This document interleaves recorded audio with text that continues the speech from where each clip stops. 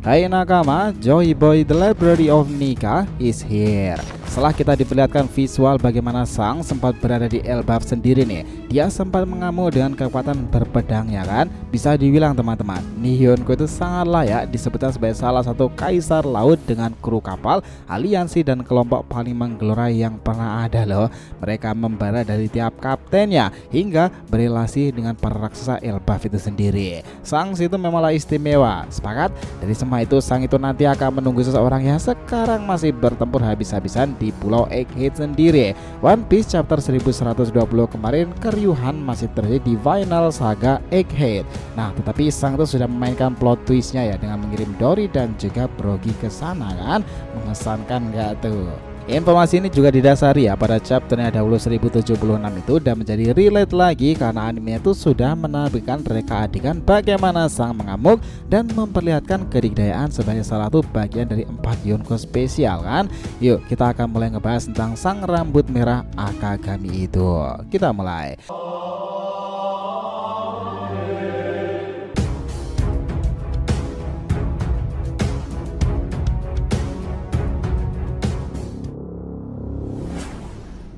Nah, selama semasan jangan lupa ya untuk like video ini nakama ya, supaya bentuk support kalian semuanya untuk channel ini kedepannya agar terus berkembang dan berpetualang bersama Nika Sang Joy Boy ini.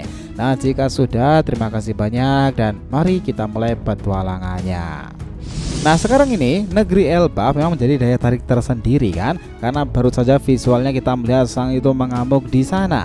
Dia membuat ancaman besar bagi para kelompok Eustace Captain Kidd.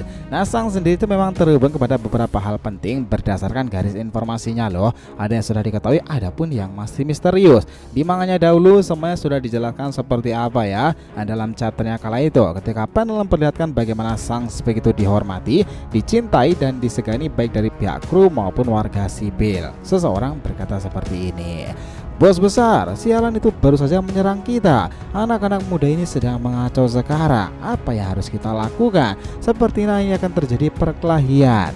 Ya, begitulah yang diucapkan oleh Rockstar, si pengirim pesan dari Akagami Pirates nih. Sang kemudian mulai berbicara dan didengarkan semuanya. Apakah ini waktu yang bagus atau tidak ya? Baru saja kita mau berangkat. Sepertinya kita mengobrol terlalu lama di sini. Kukira mereka berdua juga telah lama mati. Jadi aku tak tahan saat melihat dua teman lamaku di sini. Lalu disinilah mulai bergejolak para kru yang membara itu. Ben Beckman, Yasop, serta Lucky Rock ditambah para raksasa Elbaf. Ben masih menambahkan, para musuh pasti kesal dengan kita. Lucky Rock meresponnya, "Hahaha, benarkah begitu Beck? Kau seharusnya tahu benar kepada siapa mereka menodam pada kita, bukankah itu kepada dirimu?" Dari panel ini dimulailah sebuah informasi penting. Jika Sang ingin benar-benar berperang, tetapi dia sendiri tidak ingin membiarkan pulau para sekutu raksasa ini menjadi medan pertempuran yang sangatlah hancur. Sang tak benar-benar ingin menyebabkan kerusakan besar di sana. Dia bahkan mengatakan dengan lantang, "Dory, Brogy, bisa kau tolong aku sekarang ini?" Dan dengarkan ini jawaban mereka. "Ya, tak masalah kawan. Kau mau bertarung Akagami, kita pasti akan selalu bersamamu." Dan ya, beritahu ini kepada Rockstar. Ini adalah bagian dari negara dengan prajurit terhormat Elbaf yang pernah ada. Kalau kau ingin benar-benar mau melawanku sekarang, atau kau akan meninggalkan Road Poneglyph lalu pergi dari sini. Ini adalah pilihan baik-baik, yaitu adalah gertakan dari Yonko terkuat ya. Langsung apel informasi dataran perang Elbaf dunia baru, ada beberapa bayangan kapal muncul dari arah pantai. Beberapa orang bodoh perlahan mulai menghampiri mereka.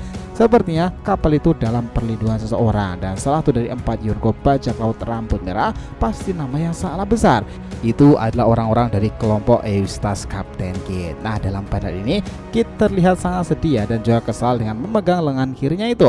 Killer mulai mengatakan sesuatu. "Diingat-ingat lagi, bahkan kita tidak bisa melihat Akagami Sang. Kita dikalahkan tanpa perlawanan sama sekali, Kidd. Sampai-sampai kau kehilangan tanganmu itu kan? Dengar Kidd, kali ini kau bisa aja bukan hanya kehilangan tanganmu jika berurusan dengannya." Lalu para pasukan yang bergerombol itu memperlihatkan riuh ketika Akagami Sang berjalan di sana. Ada banyak informasi yang tersebar memang dan perkataan seperti ini.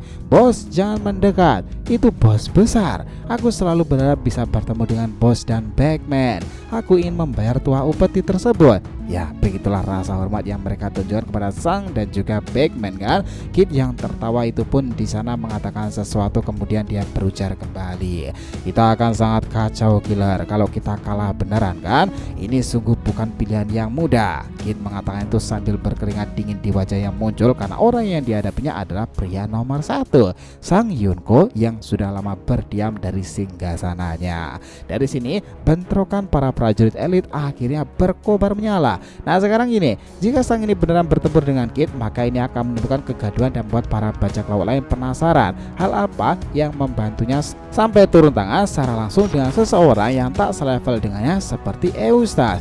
Namun semuanya telah terjadi ya.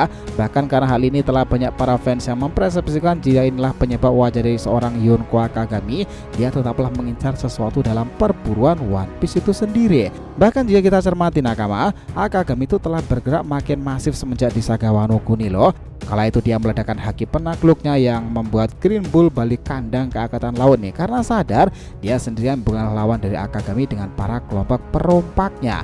Kita tahu secara keseluruhan kemampuan luar biasa Akagami Sang itu terletak pada kekuatan fisiknya ya, kemampuan haki yang sangatlah kuat dan kepemimpinan yang sangatlah bijaksana tersebut. Nah karena itulah kombinasi dari semua kemampuan ini membuat Sang itu menjadi salah satu bajak laut terkuat dan paling disegani di dunia One Piece. Ia pun memiliki kecepatan yang kita tahu mampu menebas kilatan cepat cahaya Kizaru ya, dan kekuatan fisik yang luar biasa ini memungkinkannya untuk melawan musuh dengan bahkan sangatlah mudah untuk anak muda sekalipun. Sang sini dikenal sebagai orang pengguna pedang yang sangatlah terampil ya. Dia dapat mengalahkan musuhnya dengan mudah menggunakan pedangnya yang kuat dengan gripon andalannya itu.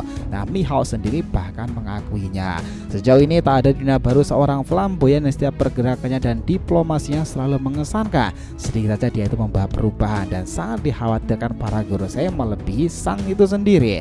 Ketika dia bergerak, maka seperti dia bilang, itu akan merembet ke berbagai hal. Itulah kenapa guru saya sendiri juga sedikit respect dengannya nih. Dari sinilah semua orang itu merasa jika Sang ini secara diplomasi memang mengesankan ya.